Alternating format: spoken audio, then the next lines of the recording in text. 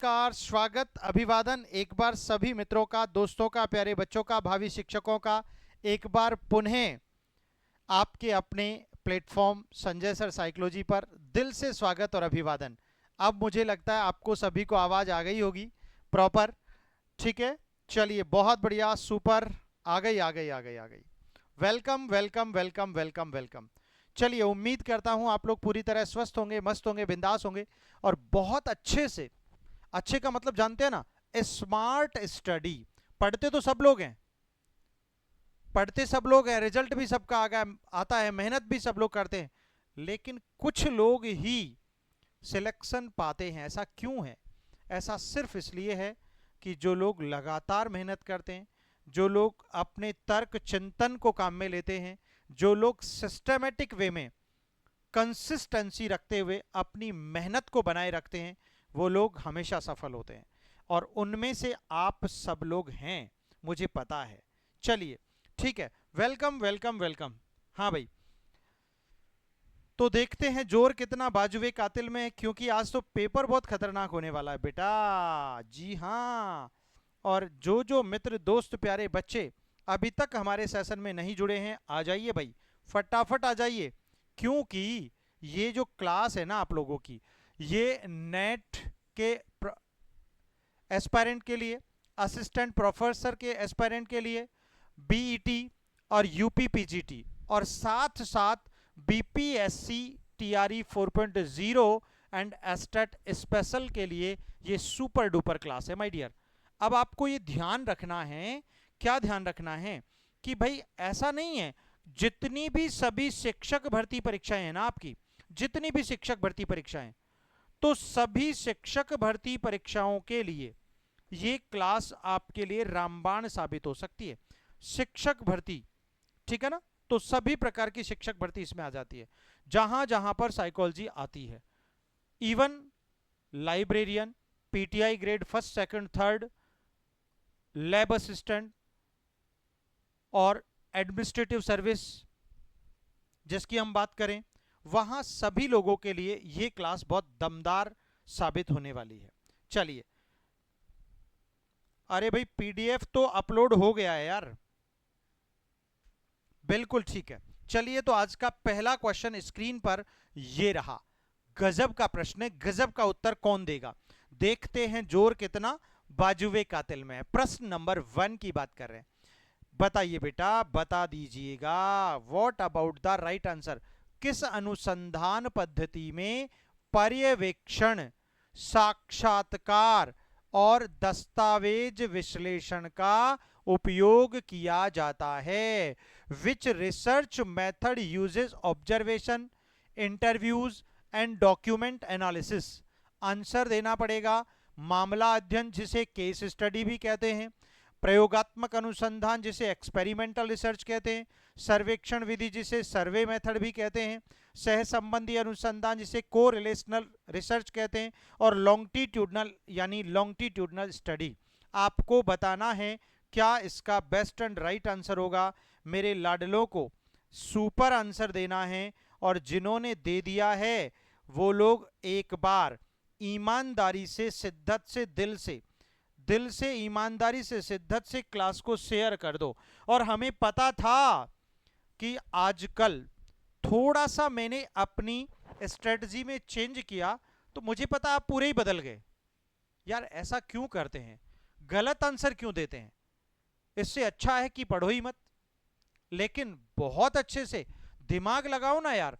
आपसे पूछा क्या है, किस अनुसंधान पद्धति में सर्वेक्षण होता है, इंटरव्यू भी होता है और दस्तावेजों का विश्लेषण होता है। तो प्यारे बच्चों, ये सब करने की जरूरत क्या पड़ी? क्योंकि जो बच्चे होते हैं ना बाल अपराधी, या फिर जो बच्चे होते हैं ना समस्यात्मक, या जो बच्चे समस्यात्मक होते हैं, उन सबके साथ ये करने की जरूरत पड़ती है। और जब ये जरूरत पड़ती है तो दिमाग लगाना पड़ेगा ना बेटा, कि मामला यानी केस को स्टडी करना पड़ेगा।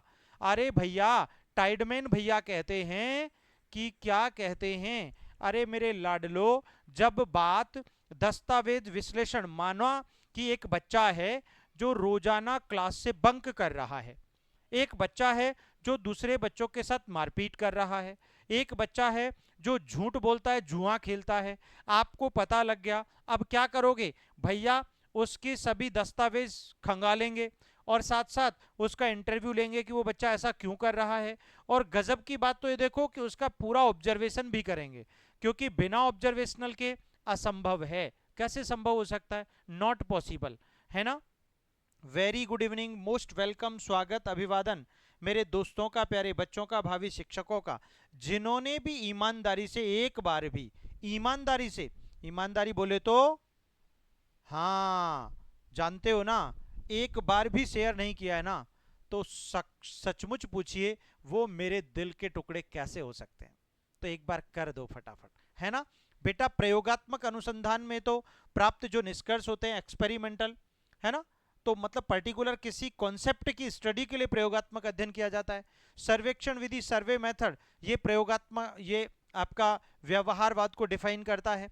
सह संबंध, यहां पर दो या दो से अधिक चीजों को कोरिलेट करते हुए अध्ययन किया जाता है, ठीक है। और लॉन्गिट्यूडनल नहीं, इस ये भी नहीं होगा, इट मींस ये चारों ही नहीं है, ठीक है। आंसर क्या हो गया बेटा? ए परफेक्ट माना जाएगा। अगला प्रश्न पढ़ लो। आज गलतियों की भरमार होनी चाहिए, है ना, ऐसा ही करोगे क्या? ओके। अरे भाई इंटरव्यू में कैसे? माय डियर रवि बेटा, हम आपको बता देते हैं कि इंटरव्यू के दौरान क्या होता है।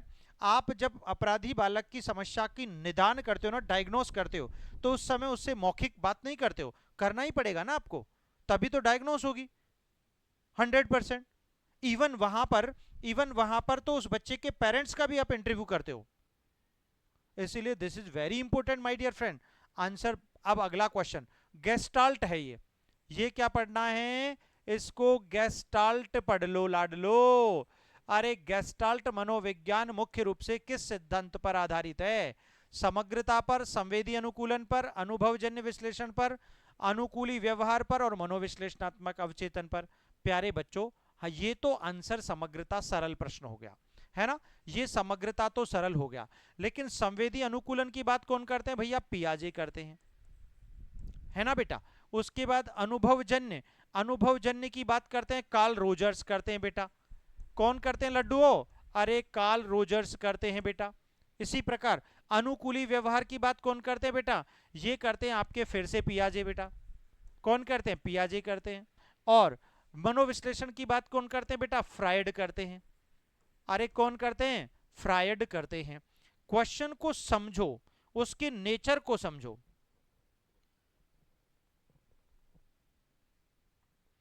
बेटा कल क्लास चला था, लेकिन कल का क्लास हमको आपको बताया था हमने, मॉर्निंग में हो गया था। क्लास तो डेली चलता है हमारा। अरे भाई कल तो आपका हॉलीडे था ना, लेकिन मॉर्निंग में हुई थी। हॉलीडे यानी संडे स्पेशल क्लास जो होती है वो मॉर्निंग में होती है, और बाकी आपके प्रॉपर टाइम पर होती है। ओके माय डियर, चलिए शाबाश, गुड इवनिंग, वेलकम, स्वागत। आंसर तो सही है इस प्रश्न का, लेकिन अगले प्रश्न का किसने सही दिया है? ये हमने पढ़ा भी दिया है आपको, ज्यादा फर्क नहीं है। सेंसरी स्मृति, संवेदी स्मृति कितने समय तक जानकारी बनाए रखती है? बताओ। For how long does sensory memory retain information? कुछ मिली सेकंड से कुछ सेकंड तक, 1 से 2 मिनट तक, 5 से 10 मिनट तक, घंटों से दिनों तक, अनिश्चित काल तक? बताना पड़ेगा। अरे वाह क्या प्रश्न पूछा है माय डियर फ्रेंड्स, आपको ध्यान देना पड़ेगा। अरे वेरी एक्सीलेंट, बिल्कुल, शाबाश।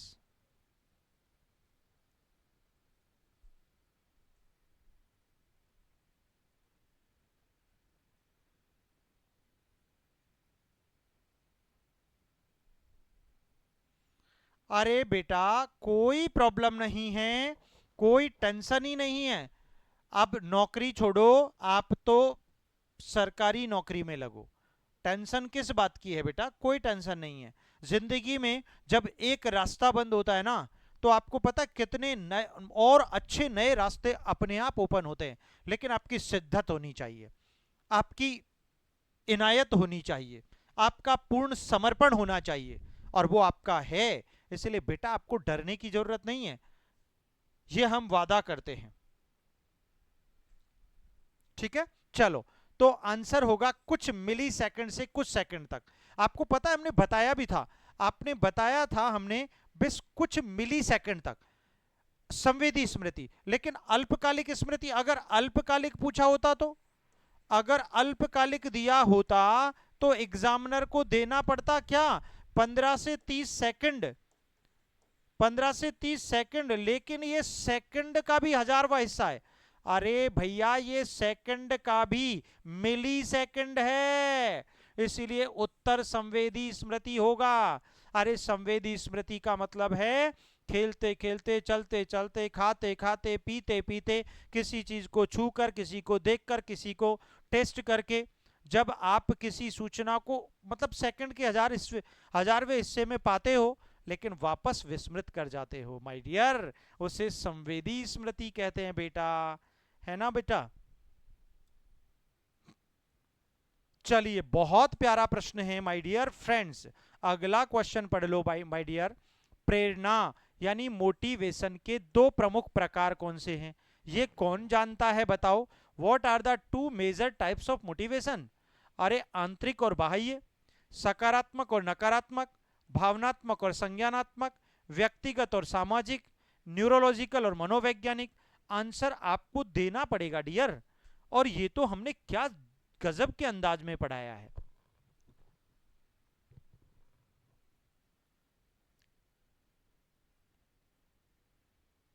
चलिए बता दीजिएगा, क्या बात है, क्या बात है, क्या बात है।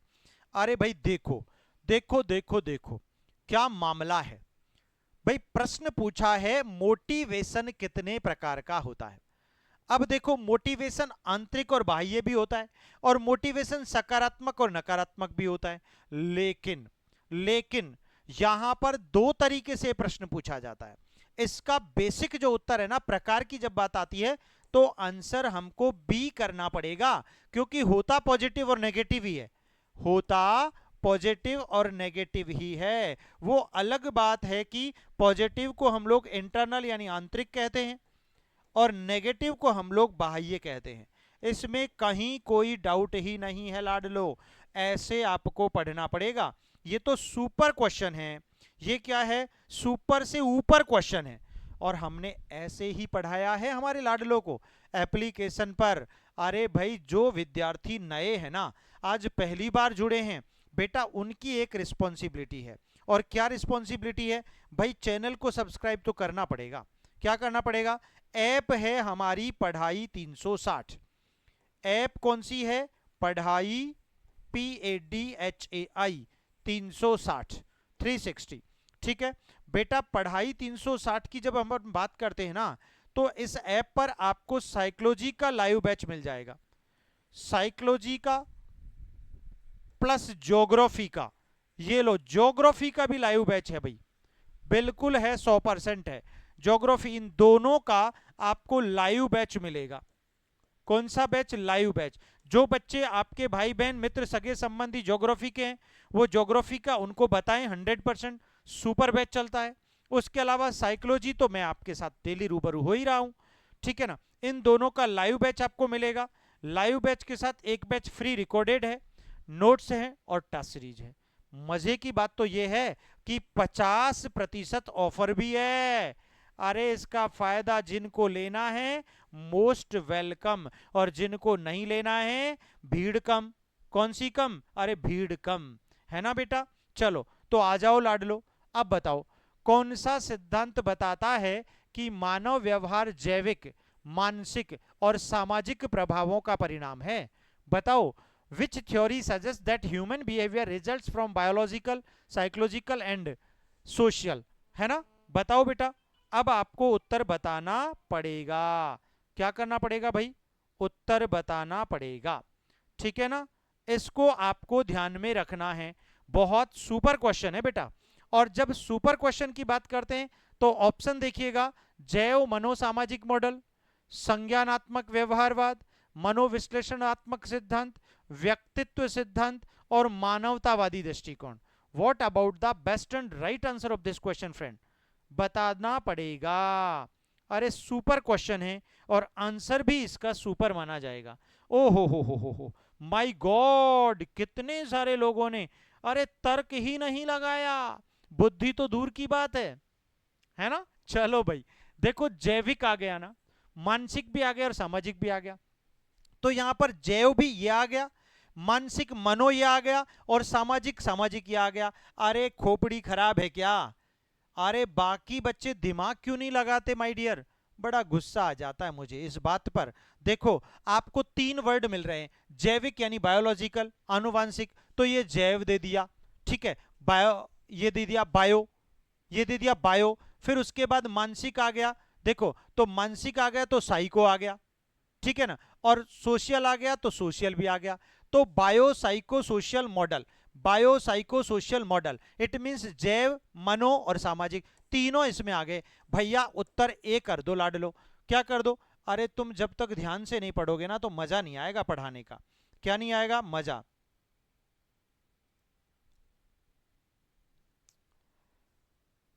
ठीक है, आप भैया हमसे बात कर लेना माय डियर, कोई दिक्कत नहीं है। हम आपके हमेशा ऑलवेज साथ हैं अपने बच्चों के, है ना, कोई प्रॉब्लम नहीं है। आप बात हमसे करना 3 बजे के आसपास, ठीक है डियर। मतलब 3 बजे आपकी ऐप पर जो क्लास होती है उससे ठीक पहले। ओके, चलिए, ओके ओके ओके। अगला प्रश्न पढ़ो।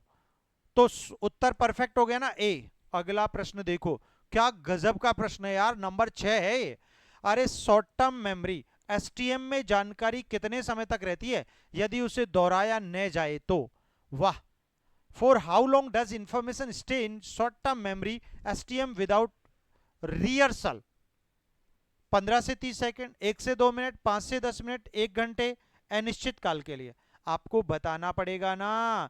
अभी तो बताया था हमने कुछ देर पहले ही, अभी तो बताया था हमने कुछ देर पहले ही, यानी 15 से 30 सेकंड। शॉर्ट टर्म मेमोरी को ही तो अल्पकालिक बुद्धि कहते हैं। अरे शॉर्ट, शॉर्ट का मतलब अल्प, और टर्म का मतलब काल, अर्थात थोड़े समय के लिए, और ये थोड़ा समय होता है 15 से 30 सेकंड। लाडलो ए उत्तर हो जाएगा। अगला प्रश्न पढ़ लो बेटा। अरे थॉर्नडाइक का प्रभाव का नियम, लॉ ऑफ इफेक्ट, किस मनोवैज्ञानिक प्रक्रिया से संबंधित है? मस्त प्रश्न है यार। अरे भैया है, ओ बेटा है तुम्हारे सिलेबस में सब कुछ, तुम घबराओ मत। अरे इसके क्वेश्चन तो तुम्हारे ऑलरेडी आ चुके हैं भाई, ठीक है ना। बताओ। अधिगम, संज्ञानात्मक विकास, स्मृति, अनुकूली व्यवहार और मनोविश्लेषण, कौन जानता है? Law of effect is related to which psychological process? शाबाश, गजब का प्रश्न है। अरे भैया, थॉर्नडाइक भैया को तो आप जानते ही हो ना, इन्होंने प्रिंसिपल्स ऑफ लर्निंग दिए थे। क्या दिए थे बेटा?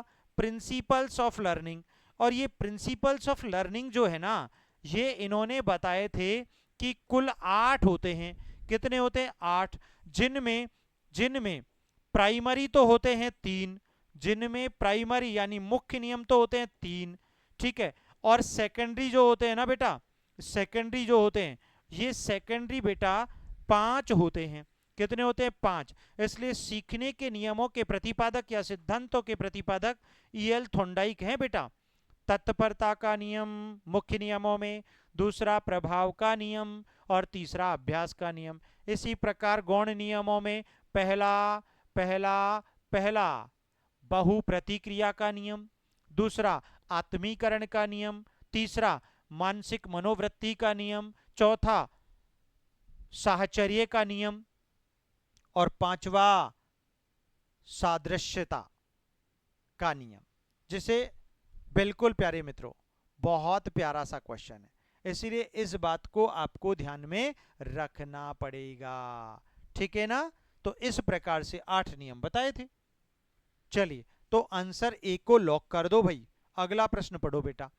प्रश्न नंबर 8, पावलव के शास्त्रीय अनुबंधन, क्लासिकल कंडीशनिंग में एक बार सीख जाने के बाद सीएस किसे उत्पन्न करता है? भैया, अरे यार आधा कट गया क्या? उत्पन्न करता है पढ़ लो इसको, करता है ना लड्डू? अब बोलो। शर्तीय प्रतिक्रिया, असर्तीय प्रतिक्रिया, निष्क्रिय प्रतिक्रिया, अनुकूलित प्रेरणा या प्रत्यक्ष अनुभव। इधर see are, you are passive और कंडीशनड और direct experience. What about the brilliant answer of this question friend? अरे भाई क्वेश्चन बहुत गजब का है। Oh my god my god my god my god, कितने सारे विद्यार्थी, हम तो डूबेंगे सनम लेकिन तुम्हारे साथ डूबेंगे। ओहो, आज तुम भी आए हो, चलो ठीक है, लेकिन आते ही गलत जवाब दिया है। भाई गलत बात तो गलत ही रहेगी। अच्छा एक बात बताओ, जब सी एस दिया जाता है तो अनुक्रिया हमेशा सी आर ही तो होती है, तो यहां पर आपको सी एस दे रहा है क्लासिक। अच्छा सॉरी, कहां गया प्रश्न, कहां गया? हाँ, पावलव के इसमें सीख जाने पर सी एस दिया जा रहा है, सी एस, तो सी एस के प्रति अनुक्रिया सी आर होगी ना, और सी आर किस में, यानी ए में है। अरे भाई पढ़ो ढंग से, क्या करो, ढंग से पढ़ो। कितने सारे बच्चे डूब गए, सारे डूब गए, एक दूसरे के साथ ही जाएंगे हम, क्योंकि जिए तो जिए, क्यों, सही बात है ना? तो इसीलिए समझो ध्यान से। अरे भाई सी एस होगा तो सी आर होगा, अगर यूसीएस है किधर भी, यूसीएस है तो यूसीआर होगा ना लाडलो, ध्यान रखो इस बात को। तो इसको, इस फॉर्मूले को कितनी बार सिखा दिया तुमको यार, कितनी बार सिखा दिया है ना, फिर भी गड़बड़।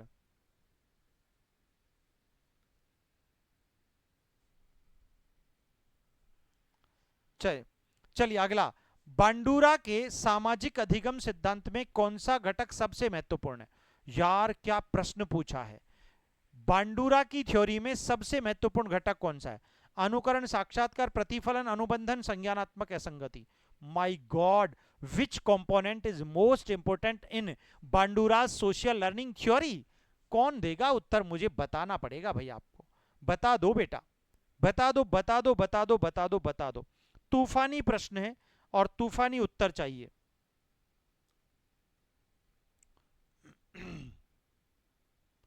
हाँ भाई, किसने सही दिया है?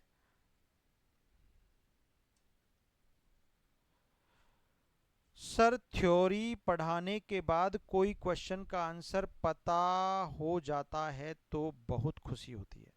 हाँ वो तो होगी, वो तो होगी ही होगी। अरे फिर डूब गए बहुत सारे बच्चे, माय गॉड यार तुम करते क्या हो, ये देखो। अरे भाई, अरे भाई बांडुरा के सामाजिक अधिगम सिद्धांत में कौन सा घटक सबसे महत्वपूर्ण है, बताओ। ओ हो, आपको दिमाग लगाना था। यहां पर साक्षात्कार जो है ना, इस साक्षात्कार को ऑब्जर्वेशन लिखा है, ऑब्जर्वेशन लिखा है अंग्रेजी में, तो यही तो उत्तर होगा। अरे यही तो उत्तर होगा बेटा, क्योंकि इसको ऑब्जर्वेशनल थ्योरी कहते हैं, यानी B is the right and perfect answer of this question. इसको ऑब्जर्वेशनल थ्योरी कहते हैं, लिखा है यहां पर ऑब्जर्वेशन, ऑब्जर्वेशन, इमिटेशन इसमें नहीं होता, क्योंकि इमिटेशन के प्रतिपादक तो हेगर्टी हैं। कौन है? हेगर्टी हैं, इसलिए गड़बड़ क्या, क्या आज तो, है ना? अरे भाई अब हमने पैटर्न चेंज कर दिया ना मेरे बच्चे, पैटर्न चेंज कर दिया। जो विद्यार्थी, और ये तो अभी पहला चैप्टर चल रहा है, हमने आपको 3 क्लास दे दी, आज पहला चैप्टर, यानी मनोविज्ञान और शिक्षा मनोविज्ञान की पृष्ठभूमि खत्म है। आपको एग्जाम में इनमें से प्रश्न मिल जाएंगे, और क्या चाहिए, ठीक है ना? सबको, सारे संप्रदाय डिस्कस कर लिए इसमें, उसकी थ्योरी डिस्कस कर ली, उसकी प्रकृति डिस्कस कर ली, और बहुत महत्वपूर्ण कंसेप्ट डिस्कस कर लिए, ठीक है ना? इनको पढ़ लेना भाई ढंग से। अगला प्रश्न पढ़ो, देखो ऑब्जर्वेशन लिखा है, रीइंफोर्समेंट नहीं होता, मोटिवेशन पहले होता है ना? ये तो लास्ट में, इतना महत्वपूर्ण नहीं है।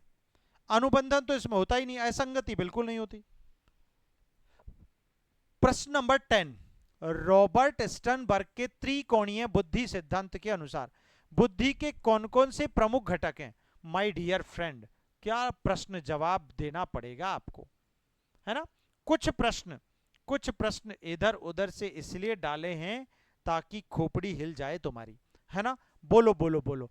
विश्लेषणात्मक, रचनात्मक, व्यवहारिक, संज्ञानात्मक, भावनात्मक, सामाजिक, मनोवैज्ञानिक, जैविक, सांस्कृतिक, अनुकूली पारिस्थितिकीय विकासात्मक, आत्म प्रेरक, आत्म साक्षात्कार, आत्म अनुशासन। माय डियर फ्रेंड, कितना प्यारा प्रश्न पूछा है। ओके, देखते हैं जोर कितना बाजुए कातिल में है। कितने सारे बच्चे जो आज बहुत बड़ी गड़बड़ कर रहे हैं, पता नहीं कहां कहां से पढ़ लेते हैं, क्या क्या पढ़ लेते हैं, उल्टा पुल्टा बोलते जाते हैं।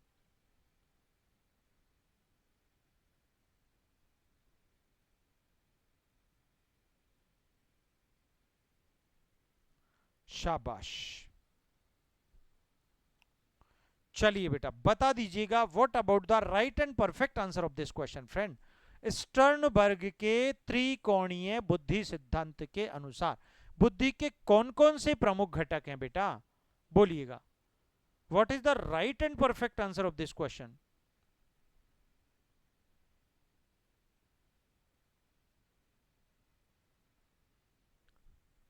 बोलो बोलो। देखो,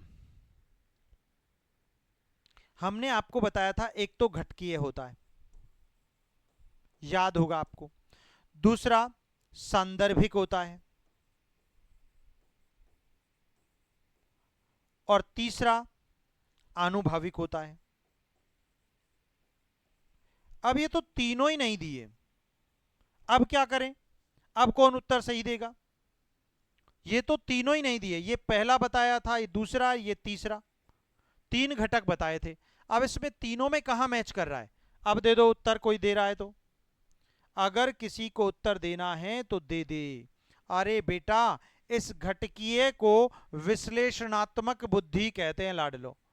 कौन सी बुद्धि कहते हैं बेटा? विश्लेषणात्मक, एनालिटिक इंटेलिजेंस कहते हैं। और सांदर्भिक जो है ना, इसको व्यावहारिक बुद्धि कहते हैं, व्यावहारिक बुद्धि कहते हैं बेटा।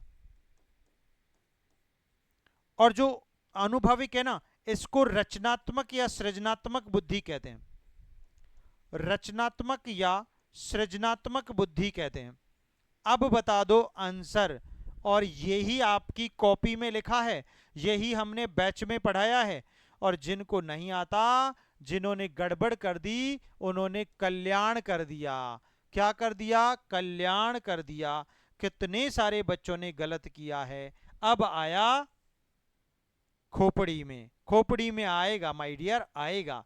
लेकिन जितने भी बच्चे प्यारे विद्यार्थी, अरे भाई जिन्होंने एप्लीकेशन में, बैच में, क्लास में पढ़ा है, वो लोग कैसे भूल गए यार? तुम लोगों का दिमाग कहां है? ये हमने बताया था घटकीय, भाई इसको बुद्धि का त्रिचापीय, त्रितंत्र, त्रिवर्ग और त्रिकोणीय सिद्धांत कहते हैं। ये 1985 में दिया था। रॉबर्ट स्टर्नबर्ग संज्ञानवादी विचारधारा के समर्थक हैं। इन्होंने इंफॉर्मेशन प्रोसेसिंग मॉडल भी दिया था, सूचना प्रक्रमण उपागम। ये संज्ञानवादी विचारधारा के समर्थक हैं, अमेरिका के रहने वाले हैं। और इन्होंने बुद्धि के तीन घटक बताए थे, तीन वर्ग बताए थे, जिसे ट्राइआर्किक थ्योरी के नाम से पढ़ा गया। यही तो प्रश्न है, इसलिए उत्तर ए करना पड़ेगा। बाकी सब गलत हैं बेटा, बाकी सब क्या है मित्र? गलत हैं। क्या है बेटा? गलत। अब एक बात सुन लो, अब ईमानदारी से, दिल से, शिद्दत से, जो मित्र, जो दोस्त, जो प्यारे बच्चे, जो शिक्षक, जो नेक्स्ट टीचर, जो भावी शिक्षक क्लास को शेयर करेंगे ना, तब उसके बाद हम आगे बढ़ेंगे। क्या करेंगे? आगे बढ़ेंगे। मतलब क्लास आगे कंटिन्यू तभी तो करेंगे जब हमें मोटिवेशन मिलेगा। हम आपको मोटिवेट करते रहते हैं, लेकिन आप हैं कि मोटिवेशन देने का नाम ही नहीं। अरे भाई ऐसे काम नहीं चलेगा लाडलो, क्या नहीं चलेगा? ठीक है ना? तो बता दिया आंसर। चलो अगला प्रश्न देख लेते हैं उससे पहले। भाई देखो, है ये क्या हुआ? अच्छा, प्रश्न नंबर 11 ही था क्या? 10 तक हमने पढ़ लिया, 11 ठीक है। ओके, गार्डनर के बहुबुद्धि सिद्धांत में कितने प्रकार की बुद्धि शामिल है? 8, 4, 6, 10, 5। क्या प्रश्न पूछा है? ये है एनसीईआरटी का सुपर प्रश्न, सुपर क्वेश्चन। अब हम आपको बता ही देते हैं। ये गार्डनर भैया है ना, जिनको पूरा नाम हावर्ड गार्डनर कहते हैं। क्या कहते हैं? हावर्ड गार्डनर, मतलब एच गार्डनर हैं ये। ठीक है, ये अमेरिकन है। इन्होंने 1983 में एक बुक लिखी थी। 1983 में क्या लिखी थी? Frames of the mind multiple intelligence, frames of the mind multiple intelligence.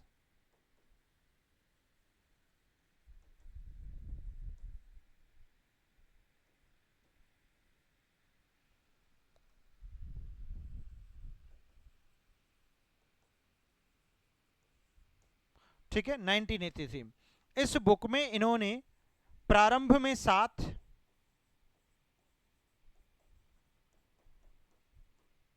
1998 में 8वां जोड़ा, और सन 2000 में 10वां जोड़ा, वो 9वां जोड़ा। तो यहां पर 5 नहीं है, 10 नहीं है, 6 नहीं है, 4 नहीं है, 8 है उत्तर। तो उत्तर ए करके आना पड़ेगा आपको। क्या करके आना पड़ेगा बेटा? ए। एक्सीलेंट, शाबाश, वेरी एक्सीलेंट। इस बार तो सबने सिक्सर लगाया है, मुझे पता है ना? बिल्कुल। अगला प्रश्न पढ़ लो।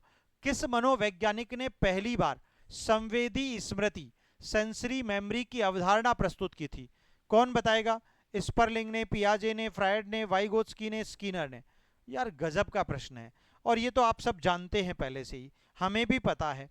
क्योंकि आप इसलिए जानते हैं, क्योंकि आप इसलिए जानते हैं, जो बच्चे नहीं जानते हैं ना वो बता दो।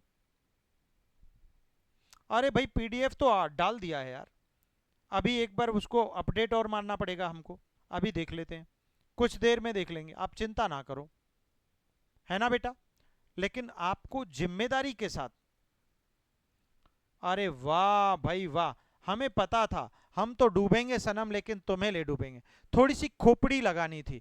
संवेदी स्मृति, संवेदी स्मृति की जब बात आती है तो प्यारे बच्चों, स्मृति शब्द का प्रयोग जीन पियाजे ने तो कभी किया ही नहीं है, फ्रायड ने बिल्कुल नहीं किया है, वाइगोत्स्की तो बिल्कुल इसके खिलाफ चलते हैं, और स्किनर ने पुनर्बलन की बात की है। तो फिर बचता कौन है? नेगेटिव चलो ना यार, Sperling is the right answer. यही तो वो व्यक्ति हैं जिन्होंने पहली बार, दुनिया में पहली बार संवेदी स्मृति, सेंसरी मेमोरी की वकालत की है।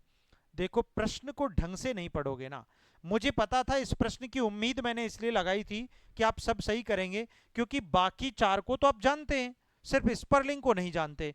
तो बिल्कुल आंसर भी राइट हो जाएगा ना लड्डू, इसलिए उत्तर को ए करना पड़ेगा। अगला प्रश्न पढ़ लो बेटा। हाँ भाई, ये देखो इधर आना पड़ेगा क्या। मैस्लो के आवश्यकता पदानुक्रम यानी हायरार्की ऑफ नीड्स में सर्वोच्च स्तर की आवश्यकता कौन सी होती है? ये तो पहले से ही आप जानते हैं। आत्म साक्षात्कार, सुरक्षा, संबंध, सम्मान और शारीरिक आवश्यकता। आपको बताना पड़ेगा। क्या बात है, जो मित्र, जो दोस्त, जो लाडले, जो प्यारे प्यारे भावी शिक्षक आज पहली बार जुड़े हैं, आज पहली बार आए हैं प्लेटफॉर्म पर, तो प्लेटफॉर्म को यानी चैनल को सब्सक्राइब करना बिल्कुल गलती से मत भूलना। अगर साइकोलॉजी के टीचर बनना चाहते हो, अगर साइकोलॉजी से नेट क्वालिफाई करना चाहते हो, अगर साइकोलॉजी से बीपीएससी क्रैक करना चाहते हो, अगर साइकोलॉजी से ग्रेड 1 और 2 में अच्छी पकड़ बनाना चाहते हो, तो भैया ये क्लास तुम्हारे काम की होगी, रामबाण क्लास होगी बेटा।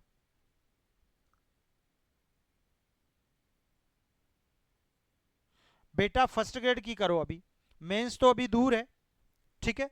तो बेटा आंसर ए हो गया, आत्म साक्षात्कार। क्योंकि आपको बताया ये 5वें नंबर की आवश्यकता है, ठीक है ना?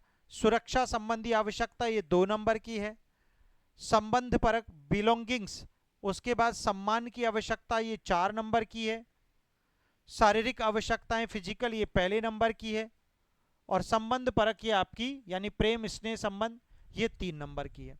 ऐसे चलता है सिस्टम। 1 2 3 4 5 5 आवश्यकताएं बताई थी, है ना बेटा? अगला प्रश्न पढ़ लो। किस प्रकार की सीखने की प्रक्रिया में अनपेक्षित उत्तेजना को एक प्राकृतिक प्रतिक्रिया से जोड़ा जाता है?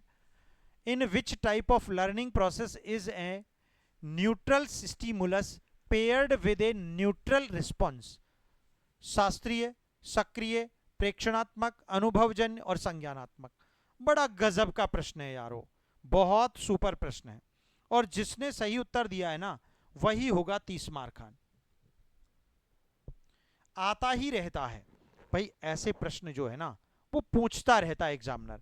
इसलिए आपको दिमाग लगाना थोड़ा सा पड़ेगा। क्या करना पड़ेगा? दिमाग। अब देखो, अनपेक्षित, अनपेक्षित का मतलब क्या है? न्यूट्रल, ठीक है ना। अनपेक्षित उत्तेजना, अनअपेक्षित, इसको ऐसे पढ़ लो मेरे हिसाब से। अनपेक्षित वर्ड का मतलब हो गया अनैच्छिक, अनैच्छिक, अनवांटेड, ऐसे पढ़ लो इसको। अनपेक्षित, जिसकी अपेक्षा नहीं की गई हो, ऐसी उत्तेजना, उम्मीद ही नहीं की उसके बावजूद भी होता है, तो वही तो है। आप ना चाहते हुए भी जो हो जाए, तो अनैच्छिक, अनैच्छिक व्यवहार तो पावलव में होता है। और पावलव का संबंध किससे? शास्त्रीय से है। ये तो मैंने सिखा रखा है आपको, और बहुत गजब के तरीके से सिखाया था। अगर आपको गलती से याद हो तो उत्तर हो जाएगा शास्त्रीय अनुबंधन। बताओ किस किसने सही दिया है? Oh my God, good evening, welcome, स्वागत, अभिवादन।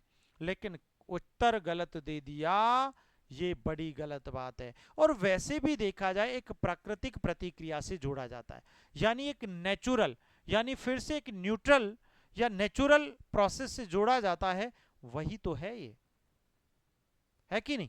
इसलिए उत्तर आपका ए होगा। सक्रिय किसने दिया? स्किनर ने। प्रेक्षण किसने दिया? बांडुरा ने। अनुभवजन कार्ल रोजर्स ने। संज्ञानात्मक जीन पियाजे ने। आगे बढ़ जाओ।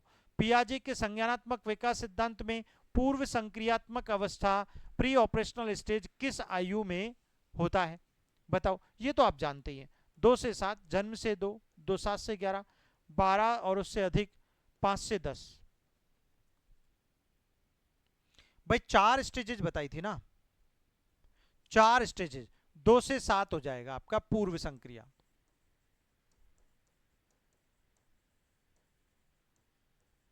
ठीक है। जन्म से 2 हो गया आपका संवेदी पेशीय।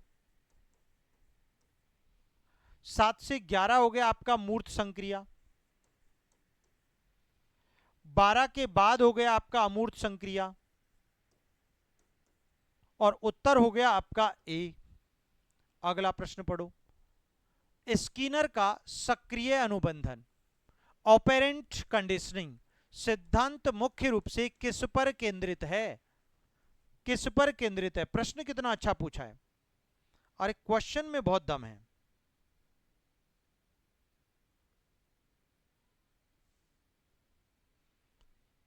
ओके, डोंट यूज बेटा word. Okay okay, my God, ये तो हमारी आदत में है, ये हमारी आदत में है। अगर आपको बुरा लगता है तो फिर आप उसे इग्नोर कर देना, ठीक है? ये बड़ी आदत में है, अब क्या करें, क्योंकि प्रोफेशन ऐसा ही रह गया ना हमारा, टीचिंग वाला।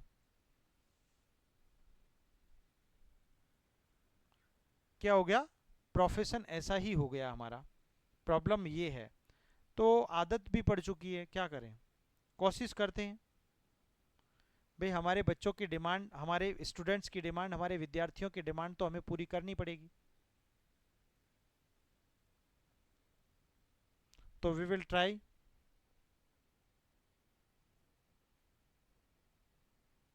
चलिए, ठीक है। हाँ भाई, प्रतिफल और दंड, संज्ञानात्मक विकास, जैविक वृत्ति, मनोवैज्ञानिक विकार और स्मृति और संज्ञान, ये भी नहीं है, ये भी नहीं है, ये भी नहीं है, ये भी नहीं है, ये रहा। रीइंफोर्समेंट इंग्लिश में देख लो रे लाडलो, है ना, और पनिशमेंट, है कि नहीं? ये रहा आपका आंसर बिल्कुल। समझ में आ गई? चलिए, बहुत बढ़िया है। तो रीइंफोर्समेंट, सक्रिय अनुबंधन यानी स्किनर, और स्किनर को आप जानते हैं, ये मौलिक व्यवहारवादी हैं बेटा। कौन से व्यवहारवादी हैं? मौलिक व्यवहारवादी है बंदा, बंदे में दम है यार। क्योंकि इन्होंने एक वर्ड यूज किया था सेपिंग, एक वर्ड यूज किया था चेनिंग, एक वर्ड यूज किया था टोकन इकोनॉमी, और ये करने वाले जो व्यक्ति है ना, ये सब, ये सारे के सारे पुनर्बलन के नाम है। ये रीइंफोर्समेंट के नाम है बेटा, सॉरी, किसके नाम है? बिल्कुल रीइंफोर्समेंट के नाम है।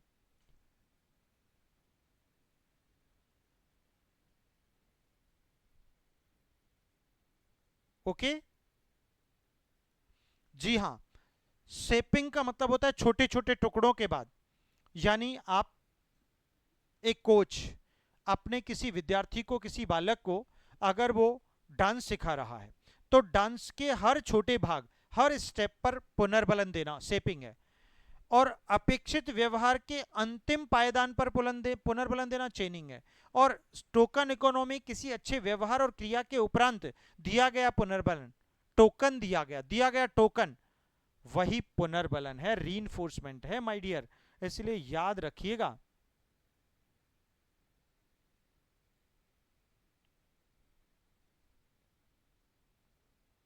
ठीक है ना? सो डजेंट मैटर, कोई बात नहीं।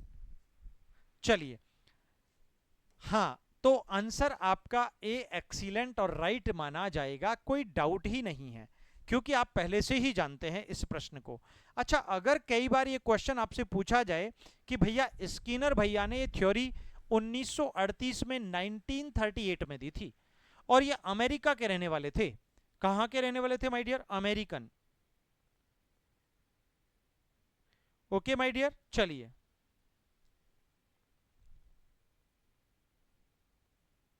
हाँ बात तो ठीक है।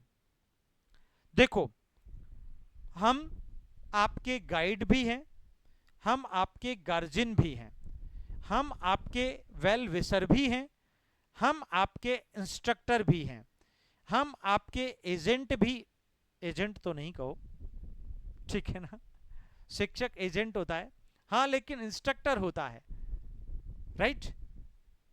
तो इस बात को थोड़ा सा आपको ध्यान में रखना पड़ेगा।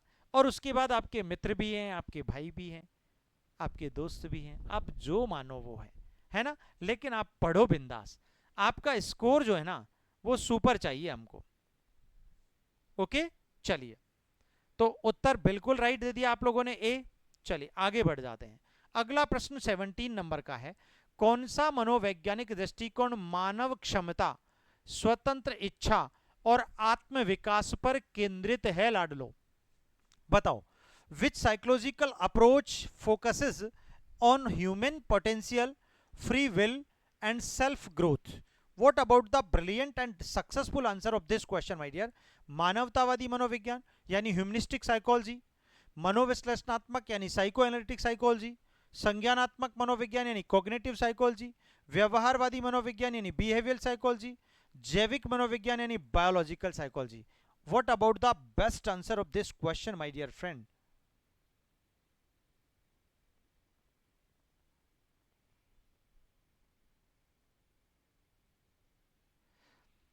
अभी पढ़ाई 360 पर अभी नहीं हो रही है, अभी होगी।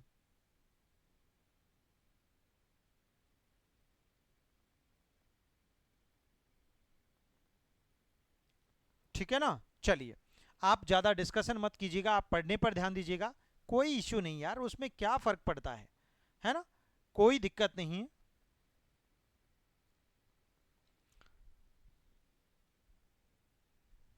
सब आपका प्यार है, आपकी दुआएं हैं, आपका सहयोग है, आपका कोऑपरेशन है, इसीलिए आज ये छोटा सा चैनल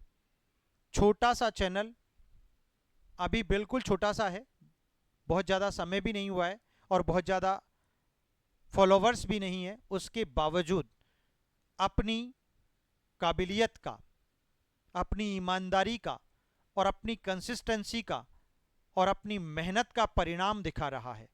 इसका परिणाम हम आपको अभी 1-2 दिन में, वो वीडियो हमने तैयार करवा लिया है। अभी कितने सारे न्यूज चैनल पर हमारा नाम चला इंटरव्यू के दौरान, जब हमारे बहुत सारे बच्चे 3.0 में सक्सेसफुल हुए, सेलेक्ट हुए पीजीटी टीचर के रूप में। तो वहां से, उस दिन से हमको बहुत खुशी हुई और हम अपने बच्चों की वफादारी, उनके प्यार, उनके सहयोग की हमेशा के लिए कद्रदान बन गए, हमेशा के लिए, और हमेशा बने रहेंगे। और उसी सिद्धत में, एक दृढ़ संकल्प के साथ, एक दिशा में हमेशा आपको आगे ले जाने की पूरी ताकत लगा देंगे, आपके सारथी बनकर। इसीलिए मित्र, आप अपना प्यार कभी कम मत होने दीजिएगा, बस यही आपसे उम्मीद और आशा रखते हैं। आपका क्वेश्चन था मानव क्षमता, स्वतंत्र इच्छा और आत्मविकास। जब ये सारी की सारी बातें यहां पर आ गई हों, तो ऐसी स्थिति में आपका उत्तर क्या होना चाहिए माय डियर फ्रेंड? जब मानव क्षमता यानी मानवतावादी, मानव की ही होती है स्वतंत्र इच्छा कि वो अपनी जिंदगी को अपने तौर तरीकों से जिए। और एक बात और हम आपको बता देना चाहते हैं। कौन सी बात? आपने सुना होगा, आपने पढ़ा होगा, बहुत सारे लोग, बहुत सारे बच्चे कहते हैं कि सर मेरी याददाश्त कमजोर है, मुझे याद नहीं होता है। तो इस याद करने का एक ही फॉर्मूला है, और वो है more and more and more and more practice, practice, practice, practice. जो मित्र अच्छे से अपने कंसेप्ट की प्रैक्टिस करते हैं, तो फिर याद करने की आवश्यकता नहीं होती, क्योंकि याद करने के बाद भूलना एक स्वाभाविक प्रवृत्ति है, ये सिगमंड फ्रायड बताते हैं। ठीक है मित्रों, तो आपको याद रखना है बहुत अच्छे से, बस प्रैक्टिस जो लोग जितनी बार करेंगे ना, उतना दम आएगा। ठीक है, चलिए, वेलकम। ओके, जी हां,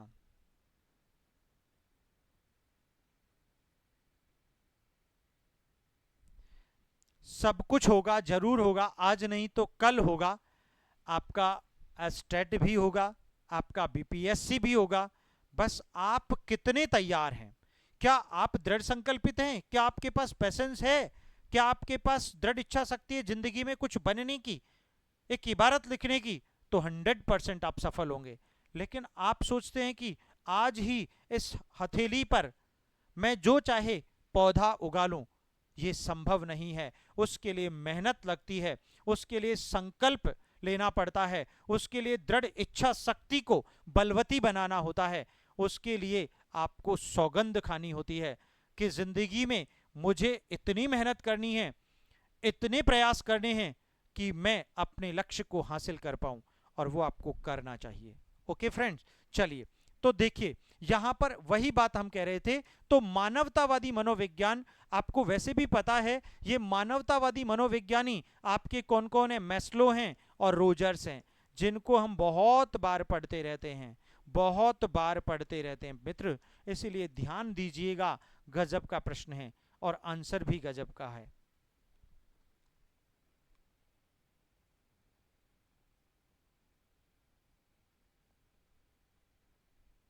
ठीक है, चलिए, वेलकम वेलकम, शाबाश, अद्भुत। वैसे जैविक की बात करें तो फ्रांसिस गाल्टन, व्यवहारवादी वॉटसन है, संज्ञानात्मक पियाजे है, मनोविश्लेषण फ्रायड है। आप सबको जानते हैं पहले से। यार कोहलबर्ग के नैतिक विकास के सिद्धांत में प्री कन्वेंशनल स्टेज या लेवल में नैतिकता की क्या होती है? प्रतिफलन और दंड होता है, सामाजिक नियम होते हैं, व्यक्तिगत नैतिकता होती है, संवैधानिक अधिकार होते हैं, या धार्मिक विश्वास होता है? बताओ, बड़ा प्यारा सा प्रश्न है।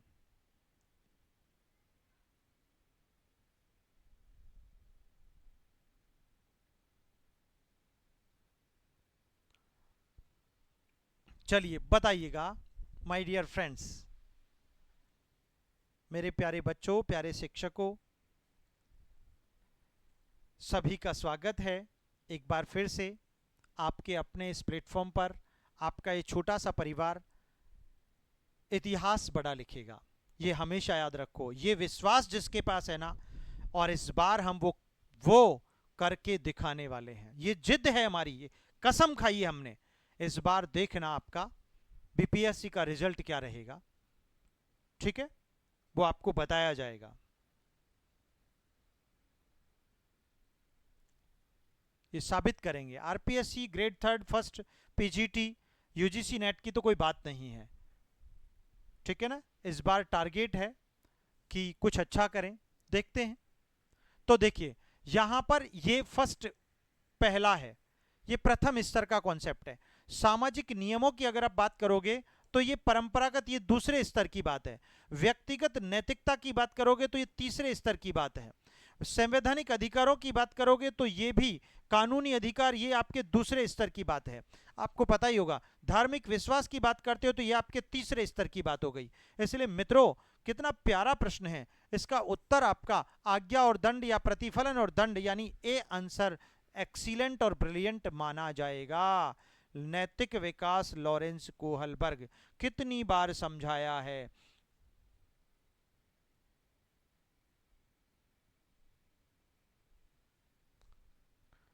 तो भाई देखते हैं, हम अपने प्रण पूरा करने की जिद कर बैठे हैं। इस बार कुछ बहुत बड़ी संख्या, जब आपका 3.0 आया उस वक्त तो हमारा चैनल स्टार्ट ही हुआ था। जितने बच्चों ने हम पर विश्वास करके एडमिशन लिया, प्रभु ने हमारी अर्जी और उनकी अर्जी सुन ली और वो सभी सेलेक्ट हो गए। मतलब सभी, कोई बचा ही नहीं। अच्छी बात ये रही, ये हमारे लिए पॉजिटिव मैसेज रहा, और हमारे बच्चों के लिए तो खैर पूछो मत। चलिए, तो आंसर आपका ए परफेक्ट माना जाएगा। अगला प्रश्न पढ़ लेते हैं बेटा, ये रहा 19 नंबर का क्वेश्चन। सिगमंड फ्रायड के मनोविश्लेषणात्मक सिद्धांत में इड जो है ना, किस सिद्धांत पर आधारित होता है बेटा, बताओ। According to Freud's psychoanalytic theory, the id is based on which principle.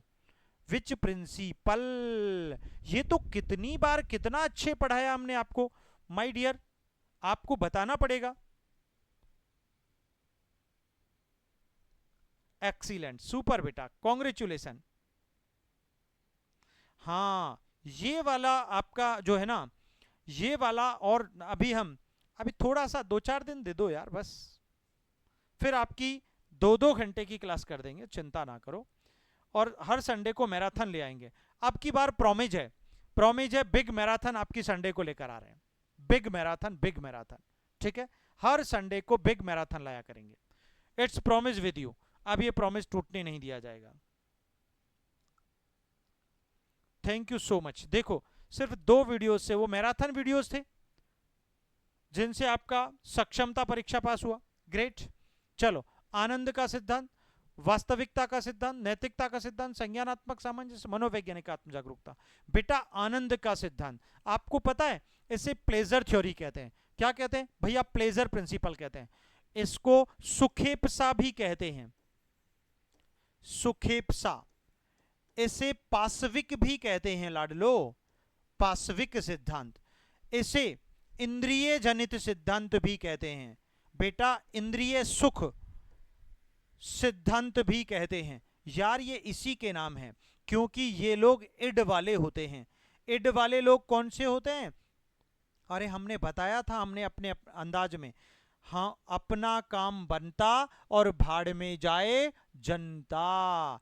ये जो सुखेपसा सिद्धांत है ना फ्रायड का, ये यही कहता है कि यानी मेरी अपनी स्वार्थ की सिद्धि हो जाए, मुझे अपने सुख और आनंद की प्राप्ति हो जाए, बाकी दुनिया से मुझे कोई लेना देना नहीं है। इसलिए इन लोगों को स्वार्थी और अनैतिक प्रवृत्ति के व्यक्तित्व में फ्रायड शामिल करते हैं मित्र। इसलिए आपको ध्यान देना पड़ेगा, ये बहुत अच्छी थ्योरी है, आपको पता ही होगा। ये काम प्रवृत्तियों के पुजारी होते हैं, ये काम प्रवृत्तियों के पीछे भागते रहते हैं, इसीलिए मैंने इनको नाम दे दिया पाशविक, यानी पशु जैसा व्यवहार करने वाले।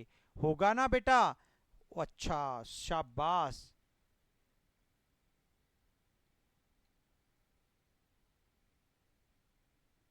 100% होगा, शाबाश।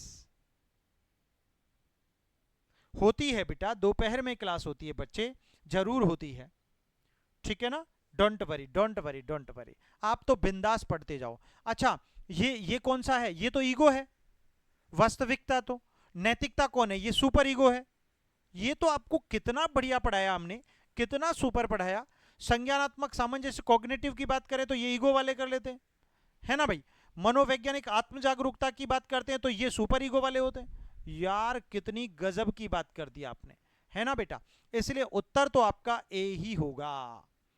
अगला प्रश्न ये रहा, बताओ आंसर क्या होगा।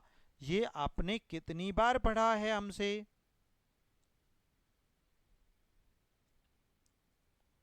अरे बेटा, मैं अपने हाथ से मेरे बच्चों को मिठाई खिलाऊंगा जिनका सिलेक्शन हुआ है। और पता है, इस बार तो मैं, मतलब, हाँ, कुछ बच्चों को इस बार, एक बार आपका सिलेक्शन हो जाए, आपके वहीं पर घर आकर मिठाई खिला दूंगा। टेंशन क्यों करते हो भाई। वेलकम, स्वागत, अभिवादन सभी दोस्तों का।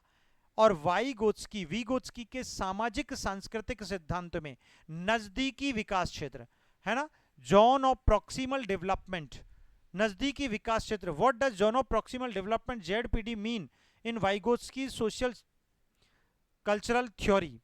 सीखने की वह सीमा जिसे सहायता से प्राप्त किया जा सकता है, व्यक्तिगत स्वतंत्रता का स्तर, पूर्ण संज्ञानात्मक विकास का चरण, व्यक्तिगत नैतिक निर्णय लेने की क्षमता, अनुभव से सीखे गए कौशल। उत्तर क्या होगा लाडलो, आपको बताना है।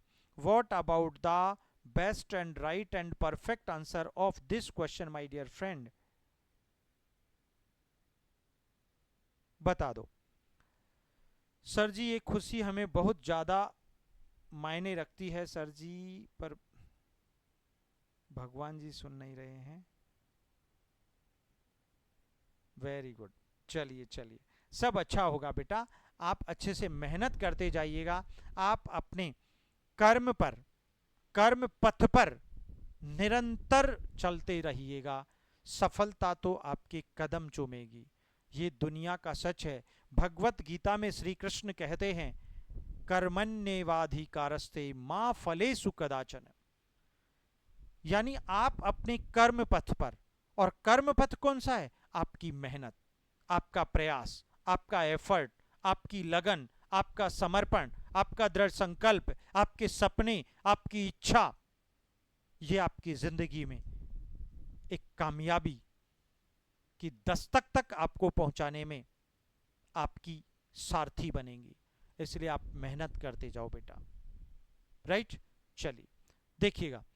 तो यहां पर यह प्रश्न बहुत अच्छा है, जिसमें सामाजिक सांस्कृतिक, यानी एक आपका समाज, आपकी संस्कृति या संस्कृति के लोग जो आपके नजदीकी हैं, वो आपके विकास क्षेत्र में हेल्पिंग टूल बनते हैं। आपको विकास, यानी आपको उस धक्का देते हैं कि बेटा तू आगे चल, मैं खड़ा हूं तेरे पीछे, है ना, जैसा हम करते हैं।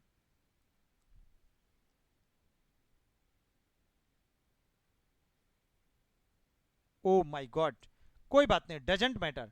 जब बनना ही आपको टीचर है, जब बनना ही आपको टीचर है, तो फिर रोक कौन सकता है, कोई नहीं रोक पाएगा, कोई ताकत ही नहीं है किसी की। तो उत्तर आपका सीखने की वह सीमा क्षेत्र। बेटा ये जोन, जोन का मतलब ही सीमा है। अरे जोन का मतलब ही सीमा है। तो वह सीमा जिसमें सहायता से प्राप्त किया जा सकता है, और जिसमें सहायता कौन करते हैं, नजदीकी लोग करते हैं। कौन करते हैं, नजदीकी लोग करते हैं। और तब जाकर बालक का विकास, बालक विकास को प्राप्त करता है। इसी स्थिति को जोन ऑफ प्रॉक्सिमल डेवलपमेंट यानी जेडपीडी कहा जाता है। कौन सी पीडी, अरे जेडपीडी कहा जाता है। बात समझ में आई क्या, बिल्कुल कंफर्म आ गई ना, बहुत सुपर क्वेश्चन है। ठीक है, आपको यही बात ध्यान रखनी है। और साथ साथ एक बात और ध्यान रखनी है, और वो बात है, अगर आपको जैसे प्रकृति यानी एजुकेशन साइकोलॉजी की प्रकृति का क्वेश्चन अगर पूछ ले, तो एजुकेशनल साइकोलॉजी की प्रकृति का अगर क्वेश्चन आपसे पूछा जाए, तो ऐसी स्थिति में आपको क्या करना है भाई। प्रकृति का क्वेश्चन अगर पूछा है, तो आपको ये ध्यान रखना है कि इसकी प्रकृति आदर्शात्मक, आदर्श नहीं होती, आदर्श नहीं होती। ये प्रश्न बहुत बार पूछता है, इसमें ये नहीं को ध्यान रखना है। और आदर्श शब्द का अर्थ होता है चाहिए। आदर्श शब्द का अर्थ क्या होता है बेटा, चाहिए। अर्थात कुल मिलाकर आप एक बात को समझ जाइएगा। मैं इस पर इतना सर्किल क्यों कर रहा हूं, क्योंकि आजकल प्रश्न ऐसा ही पूछता है, और सेंटेंस में लास्ट में चाहिए लगा देता है ना। और चाहिए लगाते ही समझ जाओ कि ये हमारी एजुकेशन साइकोलॉजी की प्रकृति यानी नेचर नहीं है। ये बात आपको ध्यान रखना चाहिए। ठीक है, यानी कुल मिलाकर एजुकेशन साइकोलॉजी इस बात की वकालत नहीं करता कि बालक को ऐसा होना चाहिए, वैसा होना चाहिए, ये होना चाहिए, वो होना चाहिए, बड़ों की आज्ञा का पालन करना चाहिए, है ना, ऐसे पढ़ना चाहिए, नेवर, कभी नहीं कहता। बल्कि यह तो उस बात का पता करता है कि बालक का व्यवहार क्या है और फिर उसमें चेंज लाने की वकालत करता है। वही तो एजुकेशन साइकोलॉजी की प्रवृत्ति है। नंबर 2 प्रश्न और आपसे पूछ सकता है इस चैप्टर में से। एक और गजब का प्रश्न है, वो है मान परक, यानी नॉर्मेटिव भी नहीं है। नॉर्मेटिव नहीं है यानी किसी किसी प्राचीन नॉर्म्स को नहीं मानता कि भाई ऐसा है और ऐसा कभी हो ही नहीं सकता, मतलब एक फिक्स्ड कॉन्सेप्ट को फॉलो नहीं करता है। गलत बात है। तीसरा, उसके बाद तीसरा पॉइंट क्या कहता है, दूसरा पॉइंट है ये पहला था, और तीसरा पॉइंट कहता है, और तीसरा पॉइंट आपका ये कहता है कि इसकी प्रकृति अनप्रयुक्त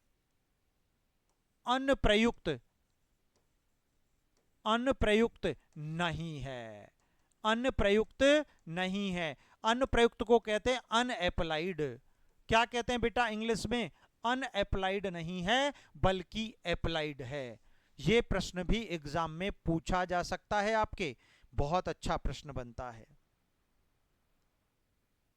इसकी। हाँ, ये बहुत अच्छा प्रश्न पूछा एक बच्चे ने हमारे ने कि इसकी प्रकृति फिर होती कैसी है। बेटा व्यवहार परक होती है, वैज्ञानिक होती है, सामाजिक होती है, ठीक है ना, वास्तविक होती है, कल्पनात्मक नहीं होती, सैद्धांतिक नहीं होती, बल्कि वास्तविक होती है, बल्कि वैज्ञानिक होती है, बल्कि सामाजिक होती है, बल्कि प्रयोगात्मक होती है, बल्कि वैज्ञानिक यानी विज्ञान की भांति कल्पनाओं को छोड़कर निश्चित निष्कर्षों पर बल देती है।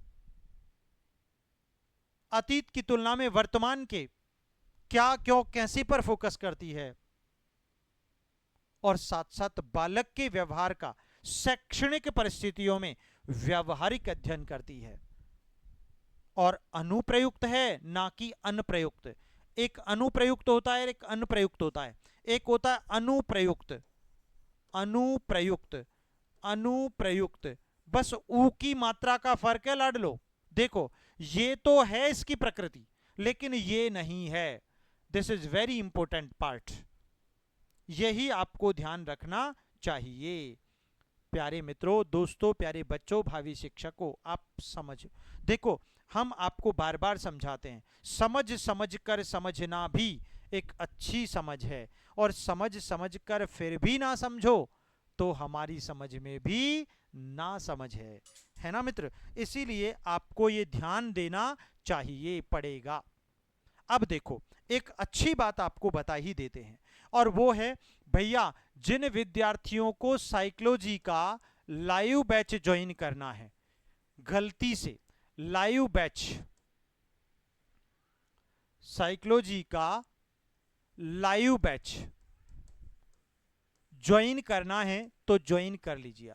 लाइव बैच प्लस एक फ्री रिकॉर्डेड बैच, एक फ्री रिकॉर्डेड बैच, उसके साथ साथ प्लस में आपको मिलेगा हमारे नोट्स जो हम इस बोर्ड पर क्लासरूम में लाइव पढ़ाते हैं।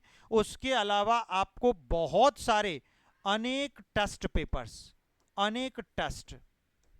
और प्यारे बच्चों, एक और अच्छी बात हम आपको बता देते हैं, और ये सब आपको फ्लैट 50% के फ्लैट ऑफर पर मिल रहे हैं, फ्लैट ऑफर पर मिल रहे हैं। जिन लाडलों को ज्वाइन करना है स्वागत, जिनको नहीं करना भैया आराम से जहां चाहे पढ़िएगा, कोई पाबंदी नहीं है, कोई रोक टोक नहीं है। ठीक है बेटा, और ये हमारा कॉन्टेक्ट नंबर है 9694164171। इस पर आप हमसे बात कर सकते हो, डायरेक्ट हमसे मुलाकात कर सकते हो, कोई दिक्कत नहीं है। ठीक है बेटा, तो बिल्कुल। और ऐप हमारी पढ़ाई 360 है। ऐप कौन सी है? ऐप है पढ़ाई 360। ठीक है ना बेटा, जिनको ज्वाइन करना है कर लीजिएगा। ये प्ले स्टोर से जाके आप डाउनलोड कर लो ऐप पढ़ाई 360। कौन सा? पढ़ाई 360। ठीक है, तो ये सब कुछ आपको लाइव बैच में मिल जाएगा। हाँ, ये बैच आपको देखो स्पेशल बैच यूजीसी नेट के लिए है। जिन मित्रों को यूजीसी नेट ज्वाइन करना है जून और अगला दिसंबर तक, ठीक है, दिसंबर 2025 तक यूजीसी नेट, उसके अलावा आपको बीपीएससी, उसके अलावा आपको एस्टेट, और गजब की बात यूपीपीजीटी, यूपीपीजीटी आने वाला है, तैयार रहो कमर कस के। यूपीपीजीटी, उसके अलावा आपको बैट, असिस्टेंट प्रोफेसर, असिस्टेंट प्रोफेसर, इन सब के लिए, और साथ में RPSC, PGT, TGT and PRT, first second third grade, तीनों के लिए यहां पर आपको साइकोलॉजी का लाइव बैच उपलब्ध है, और साथ साथ ग्रेड थर्ड मेंस का सुपर बैच भी उपलब्ध है। जिनको ज्वाइन करना है कर सकते हैं, इस नंबर पर आप हमें कांटेक्ट कर सकते हैं। वेरी एक्सीलेंट, क्या बात है राजपूत जी, बहुत बहुत अभिवादन, अद्भुत, बहुत बढ़िया, बहुत बढ़िया, अच्छा स्कोर है आपका। आप नए ज्वाइन किए हैं, उसके बावजूद आप लाइव बैच में आकर 20 में से 17 क्वेश्चन सही कर रहे हैं। It means you are the next PGT teacher, right. चलिए, आपका सपना जरूर साकार होगा। चलिए, धन्यवाद, शुभ रात्रि, गुड नाइट, जय हिंद, जय भारत, जय भारत, मस्त रहो, स्वस्थ रहो, खुश रहो, निरंतर अपने प्रगति के पथ पर आगे बढ़ते रहो। जय हिंद।